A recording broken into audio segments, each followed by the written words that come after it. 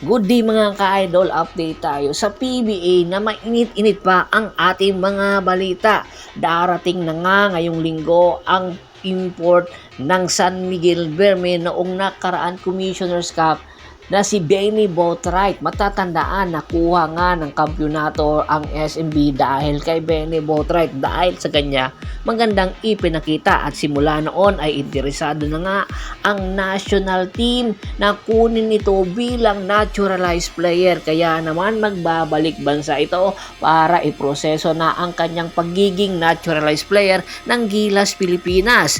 4 hanggang 5 buwan daw na iaasikaso or ipaprocess ito ng Kongreso. Kung sakaling mapasa na ito or maipasa na ang kanyang pagiging naturalized player ng Kongreso, ay sa mga susunod na window ng Gilas Pilipinas po pwede nang makapaglaro si Benny Boatwright. Samantala, isa pang player ang nasa hot seat ngayon. Ito ay ang big man ng Meralco Bolts na si Raymond Almasan na napapabalitang inaakusahan ng attempting bribery or panunuhol. Ayon nga sa balita, si Raymond Almasan ay dumaan sa special bus lane sa EDSA. Kaya naman, hininto ito at hinuli ng mga otoridad. Pero sa tagpong ito, ayon sa ating mga ulat, ay nakitang sinusuhulan daw ni Raymond Almasan ang mga officers na nanghuli sa kanya. Kinukumot pa raw or tinutupi pa ang perang kinuha neto sa wallet dahilan para akusahan ito ng attempting bribery or panunuhol at hindi naman tinanggap ng officer ang sinusuhol or binibigay na pera kay Raymond Almasan. At ayon nga sa isang officer, ang ticket na ibinigay sa kanila or binigay nila kay Raymond Almasan ay disrespecting traffic signs and violation. At the same time, no ORCR or official receipt na siya nga ang may-ari ng vehicle na kanyang dinadala. Marami ang nagsasabi, inihahalin tulad ito sa mga unang nauulat o naiulat na katulad kay Chavit Singson na nahuli din dumaan sa special bus lane sa EDSA. At meron nga sinabi ang mga reporter na nagbigay daw si Chavit Singson ng pabuya sa mga officer na nanghuli sa kanila ng 200,000 pesos pa-premyo dahil nga sa lakas ng loob na pagkakahuli kay Chavit Singson.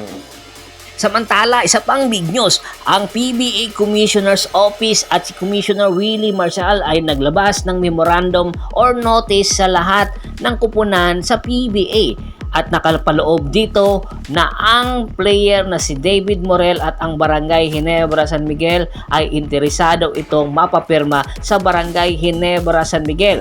Kanya lang, hindi po pwede na basta-basta na lang papipirmahin si David Morel ng Barangay Ginebra San Miguel dahil sa kadilhanan na ang pinaggalingan ni David Morel ay ang Magnolia Pambansang Manok Timplados. Ibig sabihin, hindi basta-basta makukuha na lang ng Barangay Ginebra San Miguel si David Morel dahil nga sister team sila ng Magnolia. Kaya nilabas ang notice para i-inform ang Siam na natitirang mga independent team na po pwede sila or malaya silang makuha si David Morel at mapapirma ito sa kanilang kupunan.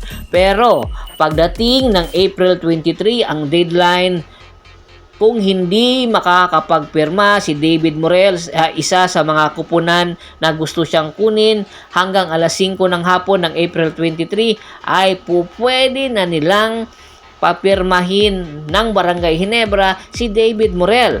Nangangailangan kasi ngayon si coach team ko ng isang athletic na wingman na posibleng maging kapalit ni Jamie Malonzo dahil 6 to 8 weeks mawawala si Jamie Malonzo sa Barangay Ginebra San Miguel dahil meron nga itong iniindang calf injury. Kaya inaasahan dahil sa pagiging athletic ni David Morel kaya nagustuhan ito ni Coach Tim Cone. Kaya naghihintay ang mga fans kung mapipirmahan ba or makakapapirma ba si David Morel sa Barangay Ginebra, San Miguel dahil malaking tulong ito para sa lineup ng Barangay Ginebra, San Miguel.